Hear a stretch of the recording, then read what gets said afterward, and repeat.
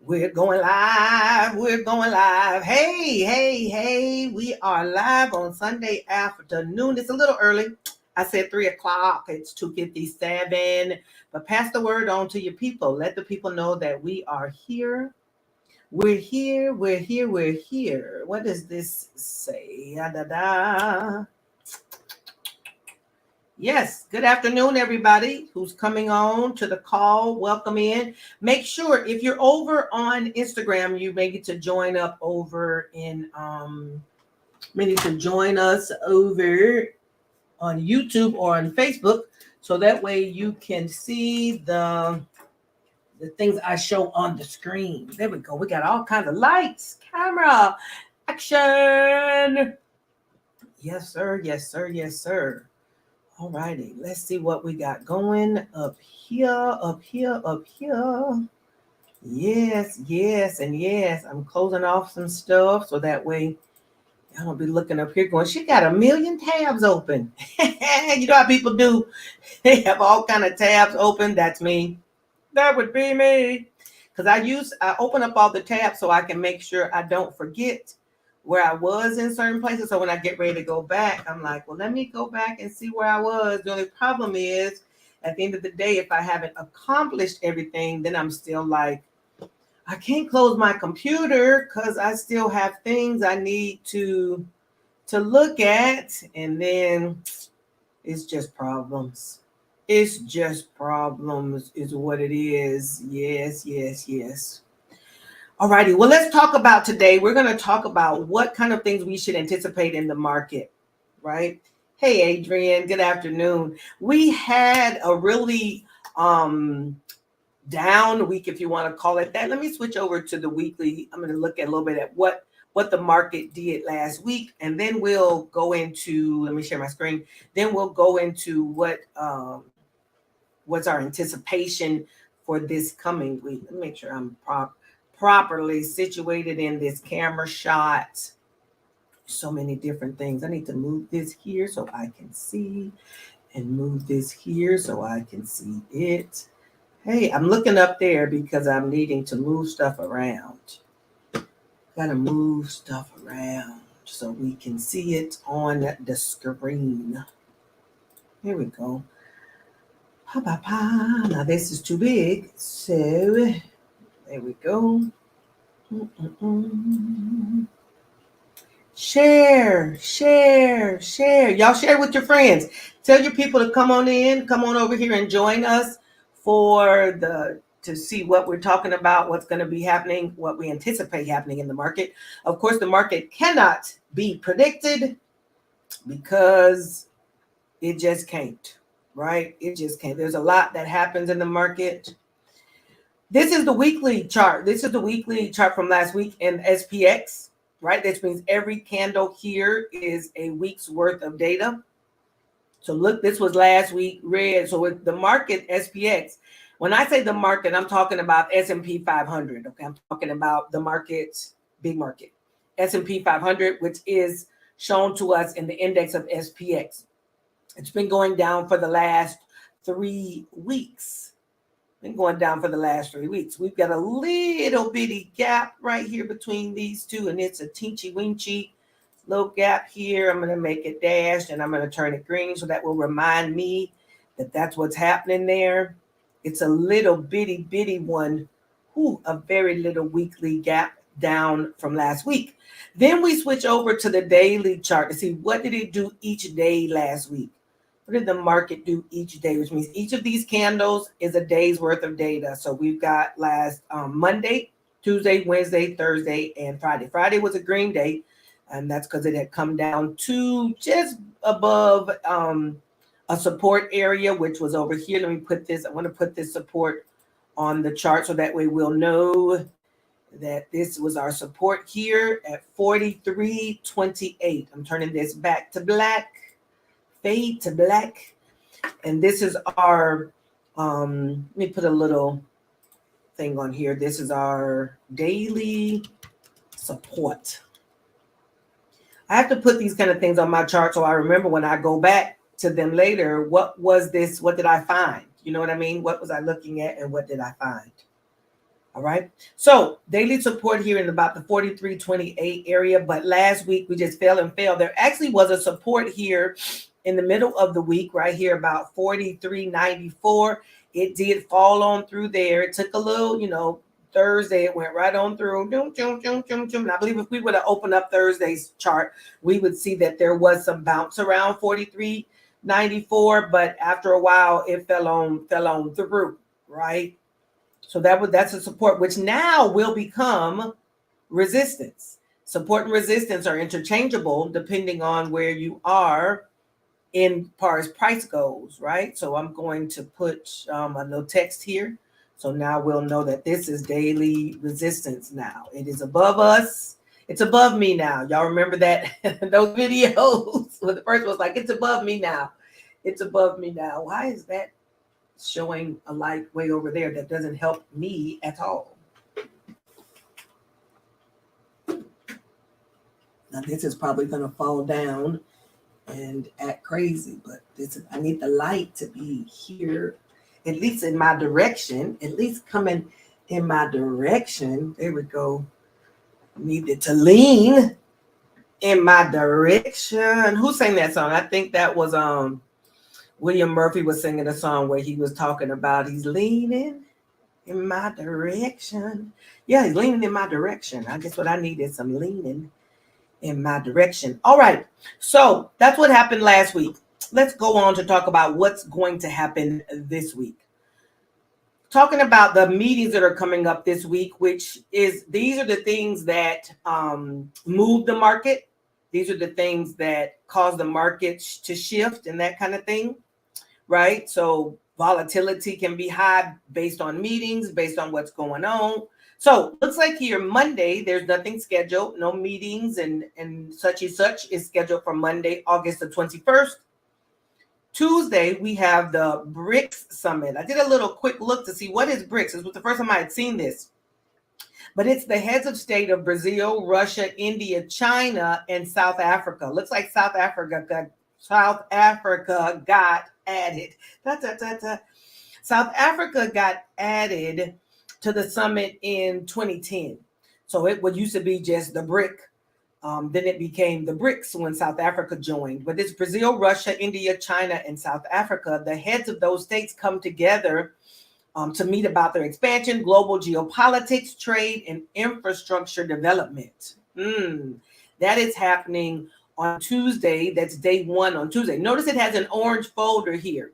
And this is where we see that there are the currencies or the economies of different countries do matter. Hey there, Saddam. They do matter for other countries, basically. Saddam, you're going to have to come on over. I'm going to send you the link so you can come on over to YouTube and see the screen. Not just you, but whoever comes and joins up is going to have to come on over and see what we're doing over on YouTube, so that way you can see what I'm showing. Okay, I'm typing in the link into the comments. YouTube.com, not .con/. I think that will get you there. Okay, so this is an orange folder because the the economies of other countries affect everybody, basically. And if you don't know that, you should put that into your memory banks because all of these things are interconnected, okay? Tuesday morning at 10, we've got existing home sales and Richmond manufacturing. Those are orange folders. 2:30 in the afternoon, we start having some FOMC members are speaking. Those are showing up as yellow folders, 2:30, 2:32. And then 3:30, we've got Goolsby and Bowman speaking. They're showing as yellow folders, which means low volatility. We'll see, right? Wednesday, the BRICS Summit continues.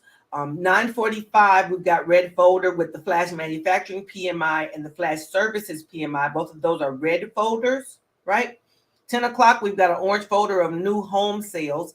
And then at 10:30, you've got crude oil inventories, which says here yellow, but it definitely needs to be red. I mean, not red, orange, because crude oil inventories usually has more of an impact than just a yellow folder, right? So day 3 of the summit is on Thursday of the BRICS Summit. 8:30 in the morning, we've got unemployment and core durable goods orders month over month. Those are orange folders.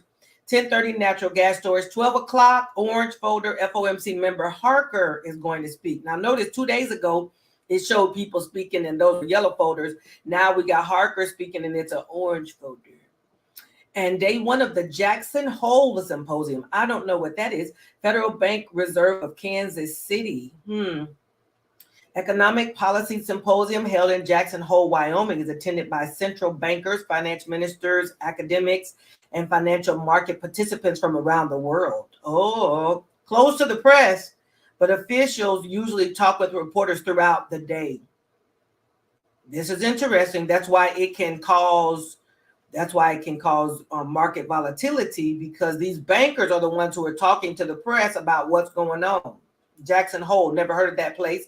Wyoming, but hey, they have a symposium. Looks like this is day one of that symposium is on Thursday. Then we go to Friday morning. FOMC is showing up all day on Friday. 9 o'clock, Harker is speaking again. Harker's going to speak on Thursday at 12. What they got to say again on Friday at 9? Maybe they're speaking to a different group of people. Harker speaks again at 9:40, maybe a different group of people. 10 o'clock, University of Michigan, consumer sentiments, inflation expectations. 10:05, ding, ding, ding, ding, ding, ding, ding, ding, ding. 10:05, Powell will be speaking. Anytime Jerome takes the mic, it's volatility. Anytime Jerome takes the mic, it's volatility. Just know that's Friday at 10 o'clock in the morning.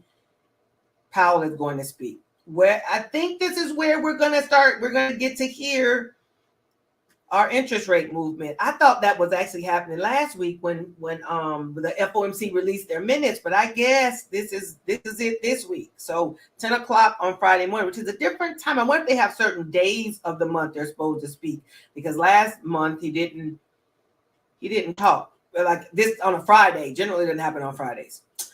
Anyhow, day two of the Jackson Hole Symposium is still read same day, and on Saturday the Jackson Hole Symposium continues. So what I see here is a lot of things that are going to cause the market to still have trouble moving back up. So for those of us or you who are bullish, bull mean going up, I don't see a lot of bullish help happening in here. I see a lot of bearish help happening in here. All right. So you want to trade what you see, though. I always tell my community, we don't trade what we want. We trade what we see. We trade what we see, and we trade on a daily basis. We trade SPX and XSP. We trade credit spreads. So we have a chance to see what the market is doing for the day. And then we decide what place is safe, and we pull in our profits every single day. And if you want to know how we do that, underneath the ticker, you can see that we've got a product where we looking at how do we make daily money using SPX and XSP. We got a whole strategy and a whole system where we're doing that every single day. And if you want that to be you need to come on in the room. You need to come on in the room. You need to come on. Okay, if you want to be making daily profits, about 10% of your leverage capital, 10% plus, then you can come on in the room. All right. What I do see here on investing.com is on Monday, there is something. It's the 3-month bill auction and the 6-month bill auction at 11:30. Those are 1 star, which is, generally low volatility, but that is something that is mentioned to happen on Monday. Okay, I'm looking to see if anything else is here that was not mentioned. Oh, building permits shows up on Wednesday at 8 in the morning. That's 3 stars. Shows up at 9:45. We got the PMI. We talked about that already. Gasoline inventories. 1 o'clock on Wednesday, 20-year bond auction. That's mentioned here, wasn't mentioned on the other one. Thursday, we've got FOMC members speaking. Core durable goods is popping up. KC Fed composite index. Fed's balance sheet shows up at 4:30. Markets closed by then. And then Friday, we've got all the stuff with Powell speaking and oil rig counts, and all those good things are still going on that day. Let's go switch over and look at what earnings we got coming up this week. What do we have as far as earnings this week? We've had earnings. We're definitely back in earnings season, right? Some of the bigger boys, but I see a few that are going to be of note this week. So let's go ahead and take a look at it.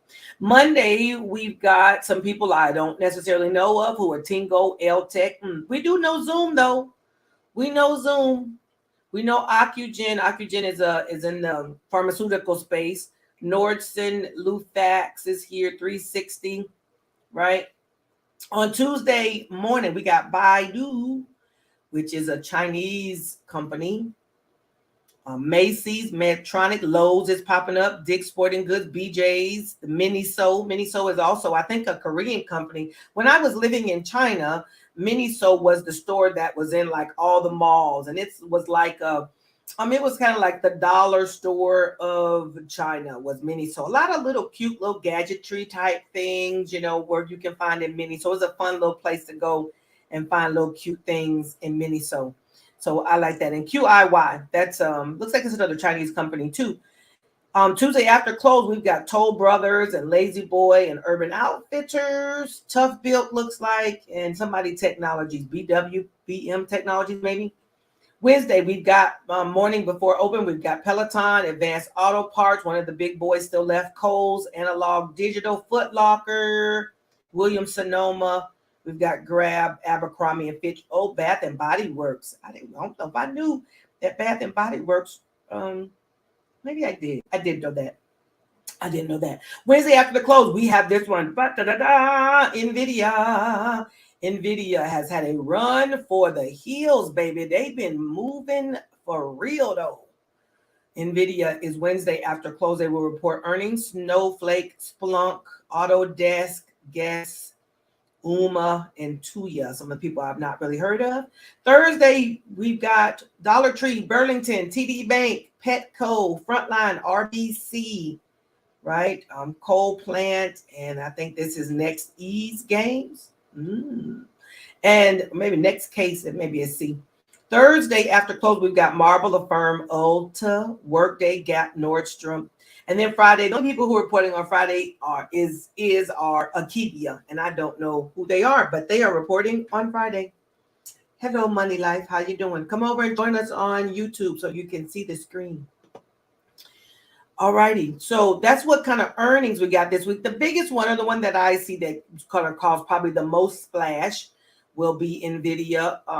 Advanced Auto Part probably plays a role. Affirm has its spot in there. Lowe's and those maybe, but not too many big boys. Zoom is on Monday. All right, that's what we got as far as earnings goes. Let's go look at some charting for this week. See what kind of opportunities we can run into. One of the things that we look at, which if you follow me for any length of time, you'll see that we mention the VIX regularly. And the VIX is the volatility index. It basically shows you how volatile or what kind of fear is in the market. It's a fear in the market sentiment. And that's what it kind of shows you. Well, the VIX has been climbing for the last week also. It started last Monday. It has climbed up. Notice though what the VIX is, we got red, green, green, green, red. And then as we switch over to SPX, we've got green, red, red, red, green. So you can see here, they have an inverse relationship. When the VIX is going up, the market is going down. When the market is going down, the VIX is going, when VIX is going down, the market is going up. All right. So you see here that we've got, let me fix our lines here as far as support and resistance goes. There we got that. And then there's one in the middle here. In the middle. All right. So the VIX it closed on Friday at 1729.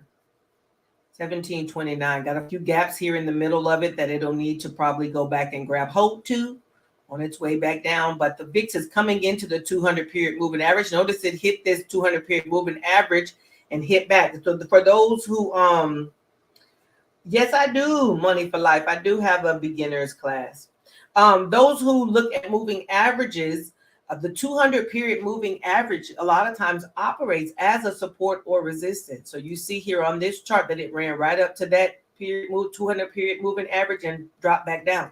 Why would that be? Why would the 200 period moving average be support or resistance?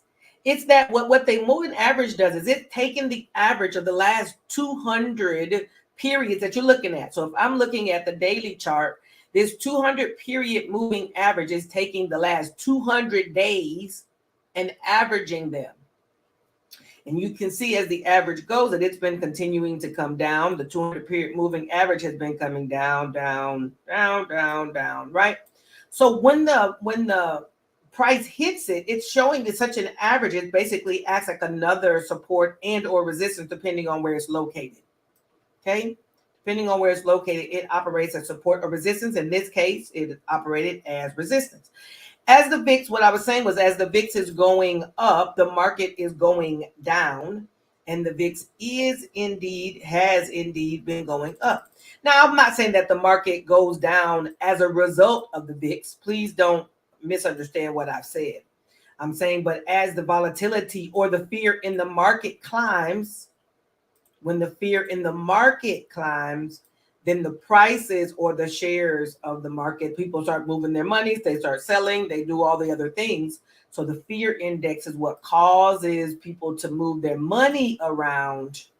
And that is why we end up with the inverse relationship going on there, right?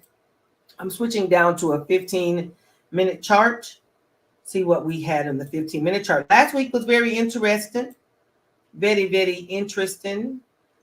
As far as our trading goes, you need to, first of all, I want to encourage you to do this. I want to encourage you to, number one, check out what would be a good strategy for you to trade on. What will be a good strategy? Are you a buyer or a seller of options? That's a difference, because if you're buying options, you have a certain mindset. If you're selling options, you have a different mindset.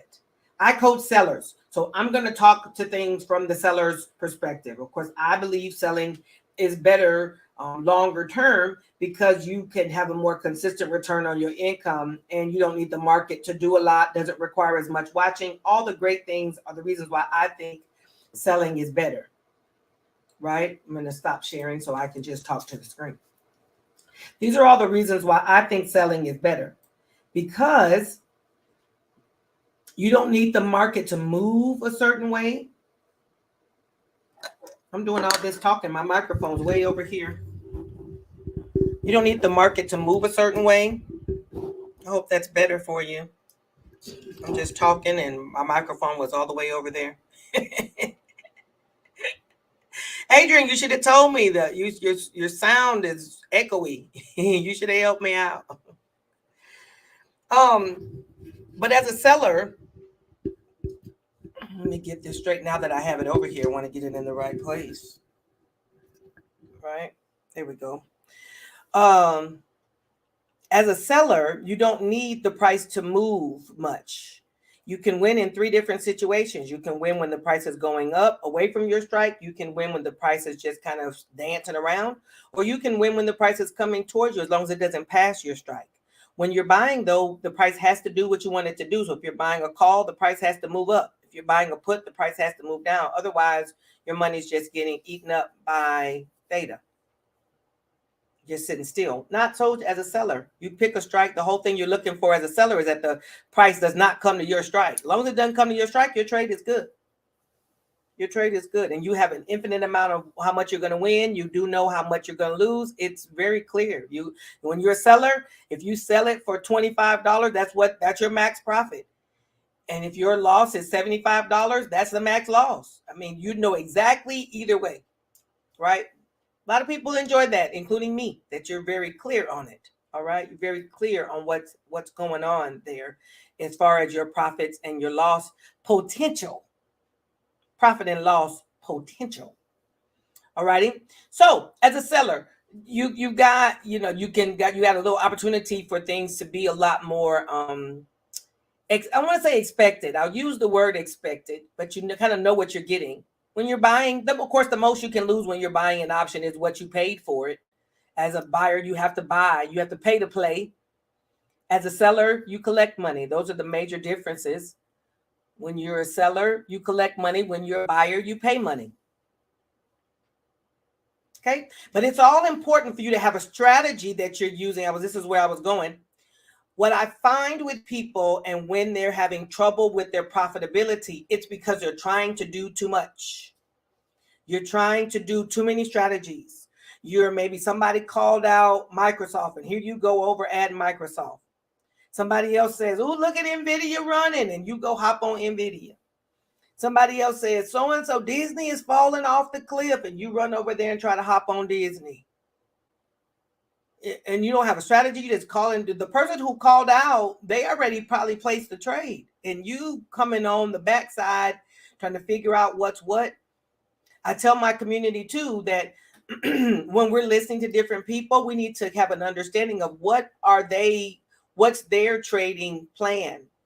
Like if you're listening to a person who's a buyer and you're a seller, you need to take that person's information and decipher it into seller speak, into seller where it's useful to you as a seller. If you're listening to somebody who's a buyer and you're a seller, you need to decipher their information to where it benefits you as a buyer. You need a strategy, 1, 2 strategies based on your life. Strategies based on your life. I'm putting a link in the chat. tradingstrategyforyou.com. It's basically a way for you to do a little quiz to determine what strategy works really good for you. Which strategy works for you. All right. I think I've covered what I was going to cover. I want you, if you're hanging out with us, please make sure that you like and subscribe to the channel. All right. It definitely helps us hit the notification bell. So when I put out videos, I try to put out videos at least twice a week. I don't try. I do put out videos at least twice a week. And then I go live on Sundays. I want to make sure that we talk about what's coming up in the market on Sundays. We do talk about that. Okay. And 2 videos I publish a week. We go live on Sundays at least once. I went live the other day. I went live on Friday morning, and whatever was going on with the internet web was glitchy, and it ended up not being able to hold on too well. So I just ended up going just back to Zoom with my own community. But that's what we do here. You can follow me in all the places. We've got Instagram, Educator to Trader. You got me on YouTube, Educator to Trader, TikTok, Educator to Trader. Join our Facebook group, Educator to Trader, all of that. We also have a membership. Our membership is going on where we basically all trade together. We have a pre-market call. We trade SPX and XSP for our daily profits. You can find that at bit.ly/E2T. Okay, well, maybe not. I'm hit the wrong button.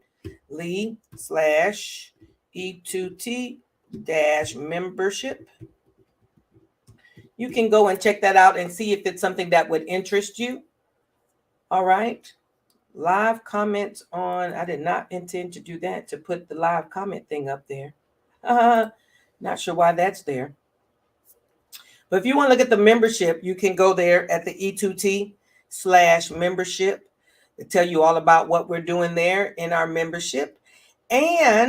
Or we have a training that's available for using SPX every single day, or XSP. Every single day you're using that to, no, I don't want that. I want to go to the comments. I can't type and talk. Maybe some of you all are talented like that, but my brain starts to glitch. Your brain glitches like, what are we doing? Are we talking or are we typing? Which one are we doing? The SPX training basically is the strategy that we use every single day. And you use it different times of the day based on what your life is like. Some people like to trade in the morning. The strategy has a segment about what do you do in the morning. Some people have time at lunchtime. Maybe you're busy first thing in the morning, but you've got some time during lunch. Then there's a lunchtime strategy. Some people wait till the end of the day, 2:30, 3 o'clock.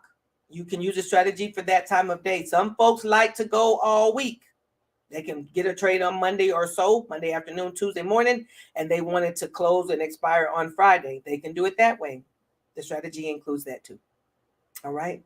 SPX or XSP. Y'all know nothing about XSP. What you know about XSP? Actually, it was, very low volume for a long time. I think it needed somebody to pick it up and create the movement, allow the volume and stuff to get it moving, to get it popping. But now people are doing it. It expires every single day. So we using it every single day. Yes, sir. Yes, sir. We're using it for credit spreads every single day. All righty. Well, feel free to find me in all the places. Like I said, follow me in all the places. If you've got videos you'd like for me to create, things you want to know more about, just put a comment in the chat or whatever. I see all the comments. I try to respond to all of them as best I can. And we can put something together for the topics of interest. Alrighty. So we do two things in this community. Wada wada wah. We stay green and we get this money. Alrighty. I will see you all later. Bye.